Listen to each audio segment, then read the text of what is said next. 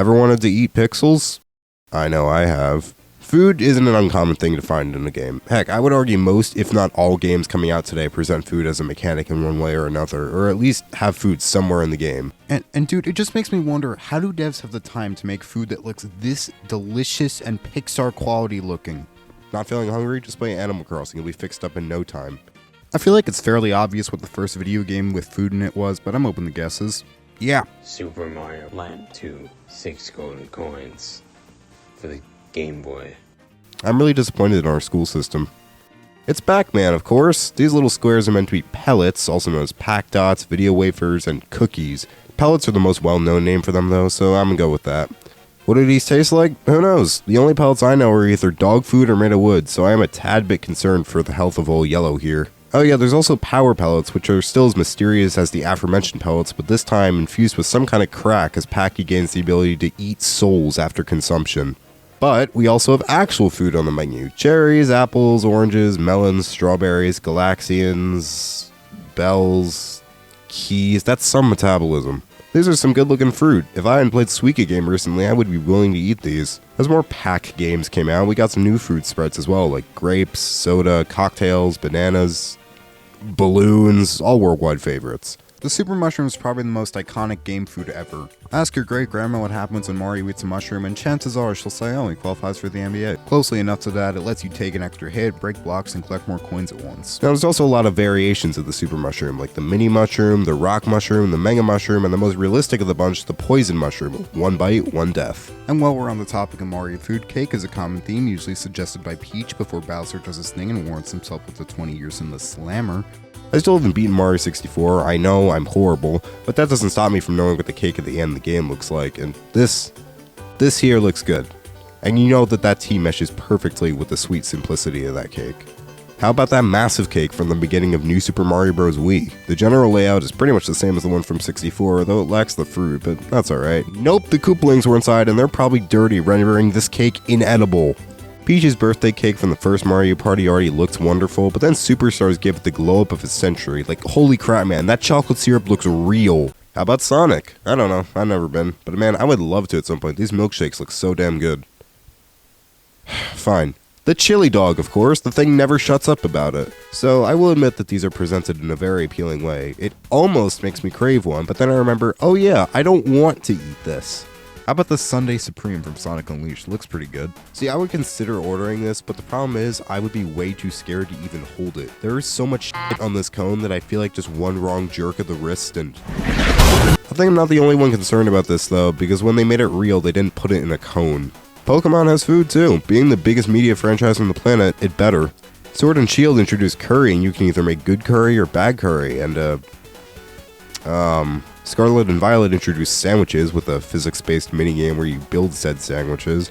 They also couldn't bother to make a proper sandwich eating animation, so your character just kind of... What else?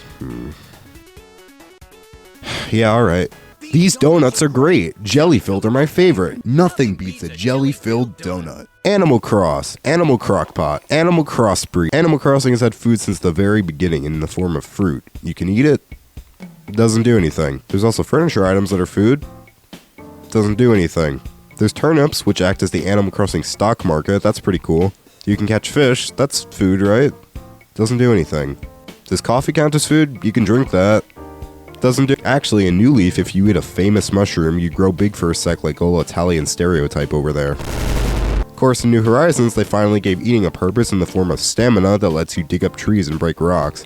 And then when the 2.0 update came out, they had the ability to grow and cook food, and yeah. Look at this. Look at these pancakes. Look at this soup. Delectable. Do you smell that? Smells like a lightning round. Portal cake. It may be a lie, but I'm not.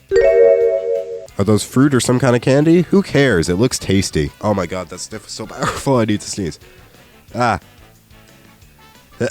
Oh my god. Ah! I always liked the way this pizza from Jim Lammy looked. They animated the cheese string physics. Don't eat too much, you'll get pregnant. All the food from Utopia looks excessively good. Look at this cake. Look at this ham. Look at this hell dog. What? I trusted you, Nintendo. Donut from Rusty's Real Deal Baseball. It has sprinkles and allows you to scam a small business owner. It's perfect. In Japan, it's an egg. Breath of the Wild food looks exceptional, and it feels especially good when you make a dish with positive effects just by throwing crap in the pot and seeing what sticks. Dubious food. Tomodachi light food. This is just real food, so I have no reason to not find it appealing. The golden apple from Minecraft sounds appealing, but I'm pretty sure I would break my teeth on it. Alright, I think I got one more left in me for the lightning rounds.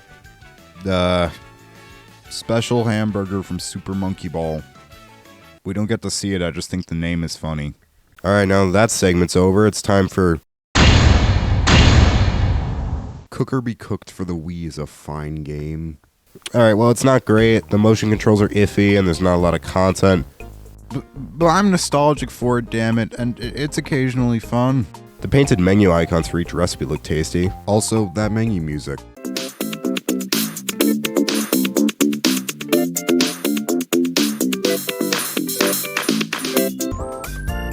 So, now that we're here... Are you ready to impress us? No! The Food Network watermark in the corner also really adds to the immersion. I feel like I'm really about to get chopped. While I was playing, my nunchuck kept disconnecting and messing with the time speed up feature. I got cooked. This shoe tastes great. Alright, Maury, let's see you make eggs with a half-broken nunchuck. This is too cold. I think throughout the past however many minutes I've proved that whether modeled, painted, sprout, game food can certainly work up an appetite in you. Because, my god, some of these devs have way too much time on their hands to make food that looks this good. And while we may not be able to eat the exact food from these games, people have done the next best thing and recreated them in real life. And man, Andrew binging with Babish Ray, my man, you did it. You made the Mario 64 cake real. I'm proud and I'm gonna make it. So peace out and I'll see you in whatever amount of time this recipe takes. It went okay. I got excited and put the Mario and Peach figures on before I put the cake in the oven, so I mean, it tasted just slightly of melted plastic.